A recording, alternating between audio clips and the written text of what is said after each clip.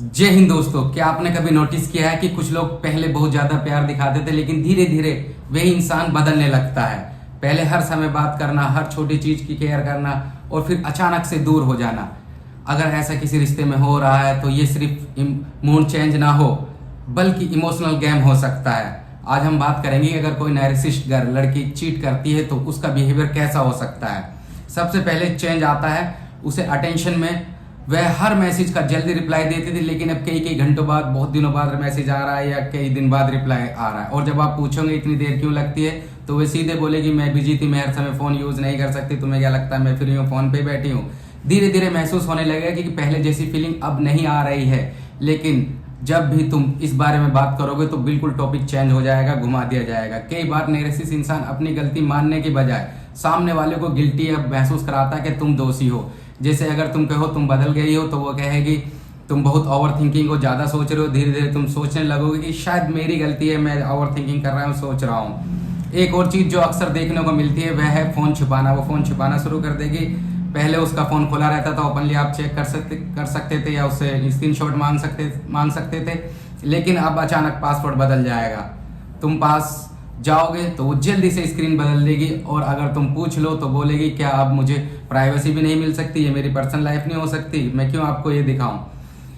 अब यहाँ सबसे कंफ्यूजन बात होती है क्योंकि नार्सिसिस्ट इंसान कभी पूरी तरह दूर नहीं जाता। वह बहुत प्यार दिखाता है, इतना कि तुम्हें लगेगा कि सब ठीक है, सब ओके चल रहा है, लेकिन अगले ही दिन वह कोल्ड बिहेवियर करने लगेगा। एक दिन वह बोलेगी तुम मेरे लिए बहुत स्पेशल हो और अगले दिन पूरी तरह इग्नोर कर दिया जाएगा। यही चीज इंसान को इमोशनली वीक बनाती है क्योंकि सामने वाला इंसान समझ नहीं पाता कि आखिरकार उसके साथ हो क्या रहा है, सच क्या चल रहा है, जिंदगी में क्या हो रहा है। बार बार ऑनलाइन रहना वो रहेगी लेकिन तुम्हें मैसेज का जवाब नहीं देगी, नहीं मिलेगा। दूसरों की स्टोरी पर जल्दी रिप्लाई करना लेकिन तुम्हें बिल्कुल पूरी तरीके से इग्नोर किया जाएगा। और जब तुम इस बारे में बात करोगे तो बोलोगे तुम्हें हर चीज प्रॉब्लम लगती है, हर चीज के लिए तुम प्रॉब्लम खड़ी करने चाहते हो। धीरे धीरे रिश्ता ऐसा बन जाएगा जहाँ एक इंसान सिर्फ खुद को प्रूव करता रह जाएगा। सबसे पेनफुल चीज तब होती है जब तुम्हें महसूस होने लगता है कि तुम पहले जैसे खुश नहीं रहे, तुम डिप्रेशन में रहने लगे हो, लड़के हो टेंशन में रहने लगे हो, तुम हर समय सोचते रहते हो कि क्या कर रही होगी, किससे बात कर रही होगी और अचानक इतना बदल क्यों गए, इसके पीछे कारण क्या है। लेकिन सच ये है कि हेल्थी रिलेशनशिप में इंसान इतना कंफ्यूज कभी भी नहीं होता, बिल्कुल ओपन रहता है, रिलैक्स रहता है। जहाँ सच्चा प्यार होता है वहाँ रिस्पेक्ट होती है, ट्रस्ट होता है और स्पेस भी होता है। अगर कोई इंसान तुम्हें हर समय डाउट, फियर और कंफ्यूजन दे रहा है तो जरूरी नहीं कि वह प्यार करता हो, क्योंकि वह इंसान को तोड़ना नहीं, प्यार इंसान को सुरक्षित महसूस करवाता है। यहाँ पे तुम टूट चुके हो।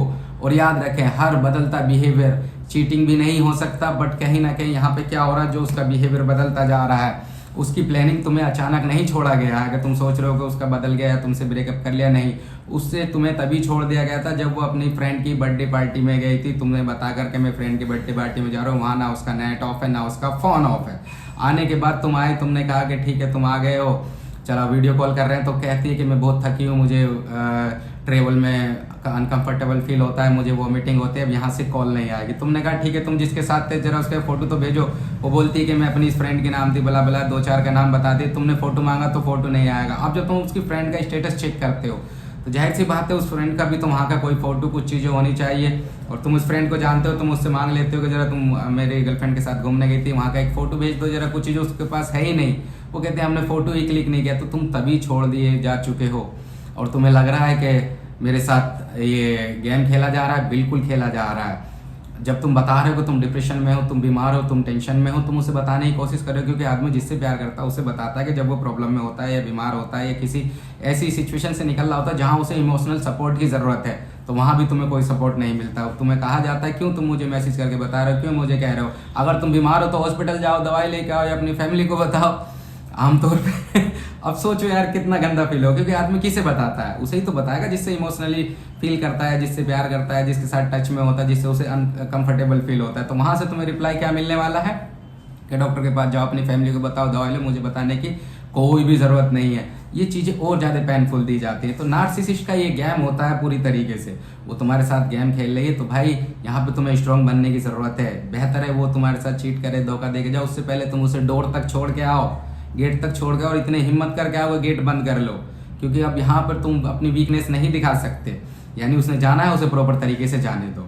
जाने के बाद, क्योंकि उसका ही काम है दोस्त, वो तुम्हारे साथ भी आप गेम खेल लिए, उसके साथ जो भी नया बंदा उसके साथ भी यही गेम खेला जाएगा कुछ दिनों बाद, जब उसकी सारी जरूरत है। अभी उसको क्या करना है, उसके साथ गाड़ी में घूमना है, आइसक्रीम खानी है, पार्क में जाना है, इंजॉय करना है, जो चीजें अब तुमसे नहीं मिल पा रही है।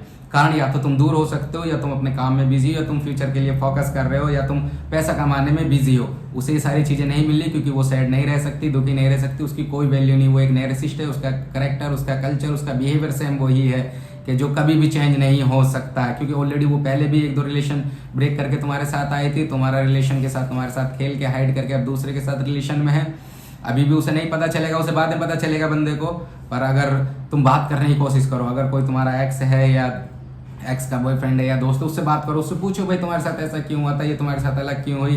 क्योंकि इसने जो कहानी नैरोसिस्ट ने तुम्हें बताई, वो कहानी कहीं ना कहीं 99.9% झूठ हो सकती है। क्योंकि अब ये तुम्हारी कहानी भी उसे बताएगी, तुम्हारी कहानी बताएगी कि हमेशा परेशान करता है, फॉलो करता है, फ़ोन चेक करता है, या मेंटली डिस्टर्ब करता है, गाली देता है, अब्यूजिंग करता है, साउटिंग करता है। जो कहानी जो कि तुमने नहीं किया, कहीं से कहीं तक भी तुमने ऐसा कुछ नहीं किया, तुम नॉर्मली फॉलो कर रहे थे, कभी कभी थके हो, गुस्से हो, एग्रेशन में तुमने कुछ 2-4 शब्द बोल दिए, या तुम्हें लगा ये चीट करे तो तुमने बोल दिया। यही कहानी भी दूसरे बंदे के साथ बताई जाएगी। तो ये तुम्हारा राइट भी बनता है, तुम अगर किसी के साथ रिलेशन में हो और उसका एक्स है और तुम उसके कॉन्टेक्ट में, भाई उससे बात करो, टच करो, कोशिश करो जानने की कि ऐसा क्यों हुआ था। क्योंकि इसका ये गेम है जिसके साथ भी खेलती जाएगी, गेम होता रहेगा। तो भाई जागरूकता ही, ज्ञान ही सबसे ज़्यादा जरूरी है इन सब चीज़ों से बचने के लिए। अभी आपने चेक करा होगा, दिल्ली का एक जज था, उसने अपने आप को नुकसान पहुंचा लिया है, और शायद अब वो इस दुनिया में भी नहीं है। कारण कि उसकी वाइफ ने उसे इतना मेंटली टॉर्चर किया, उसे ये कदम उठाना पड़ा। अगर वो एक पढ़ा लिखा था, वो जानने की कोशिश करता नैर्सिसिस्ट गर्ल के बारे में, रिसर्च करता है, कुछ वीडियो देखता, तो उसे पता चल जाता उसके साथ माइंड गेम खेला जा रहा है, उसे इस तरफ धकेला जा रहा है नुकसान पहुंचाने की तरफ, कि वो ऐसा कर ले, और आखिरकार उसने कर लिया। तो ऐसी शानदार जानकारी के लिए मेरी वीडियो को शेयर करना, सब्सक्राइब भी करना, वीडियो अच्छी लगे तो लाइक भी करना। जय हिंद, थैंक यू।